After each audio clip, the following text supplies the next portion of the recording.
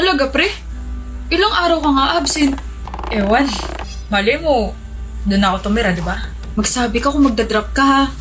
Kailan kayo pupunta airport? Hatid namin kayo. Sa Makalawa. Dami kong dadalhin na gamit, eh. Ang bilis naman! Di ko rin alam. Biglaan, eh. Sabsab? Clark, anong ginagawa mo rin sa airport? I'm sorry for pushing you away. Okay ka lang? Ba't parang naluluha ka? I wasn't myself when I rejected you. I don't know if pwede ko pa bang bawiin yung sinabi ko, pero hindi yun totoo. Gusto rin kita, and kahit hindi mo na ako gusto, Ano?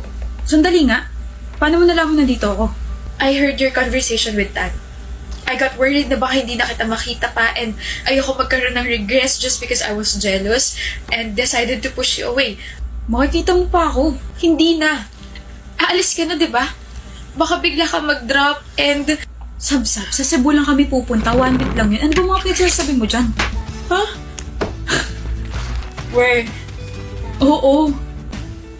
So, mali yung pagkakaintindi ko sa conversation yun ni Tan.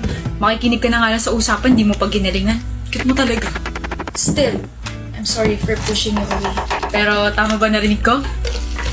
Nagselos ka? Ang dami ko sinabi, tapos yun lang yung narinig mo. Narinig ko rin na sinabi mong gusto mo rin ako, pero mas naintriga ako na nagselos ka. Ikaw? Si Sabsab? Nagselos? The day before na nireject kita, kausap mo si Trinity, sabi mo liligawan mo na siya. Sabi mo gusto mo ako. O bakit niligawan mo na si Trinity? Ang gulo mo. Ha? Hindi ko kausap si Trinity nung sinabi ko yun. Kausap mo, narinig ko. Narinig mo nga, pero hindi mo naman nakita kung saan ako nakatingin. Hindi ko kausap si Trinity. Ikaw kausap ko nun. Picture mo, kausap ko nun. Ha? Mukha kang tangan nakatitig lang dyan sa cellphone mo. Manahimik ka, Trinity. Hindi lang basta cellphone to tinititigan ko. Si Sabsab to, na future girlfriend ko. Future girlfriend pero hindi nililigawan. Nililigawan kita. Sa tamang panahon. Di sa tamang panahon. Bukas. Gagawa ko siya ng lunch, tapos habang nakain kami, tatanungin ko na siya. Tapos kinabukasan, nagsungit ka na sa akin, ni-reject mo na ako. Kinain mo ba yung lunch na binigay ko? Oo, ang sarap ng mechado. Afritada yun.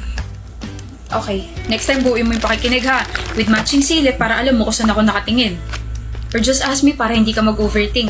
Di sorry. Sige na, ligawan mo na ako. Sure na ba yan? Oo. Okay, tara na. Gala na tayo. Teka, paano yung Cebu? Cebu pa rin. I mean, pupunta kayo Cebu, di ba? Pupunta ako sa buhay mo. Clark, aalis kayo, di ba? Hinatid ko lang sila. Di nga akin tumalete. Hindi talaga ako kasama pero pinasama ko yung picture ko para kunwari kasama ako. Dapat sasama talaga ako pero ayoko kasi mamiss yung lessons natin. Hirap kayo maghabol. Buti na lang nahabol mo. Ramdam ko malapit na maging tayo Agad. Advance ako gaya ng pag-a-assume mo na may iba akong gusto. Sorry na nga. Oo na, gusto rin kita.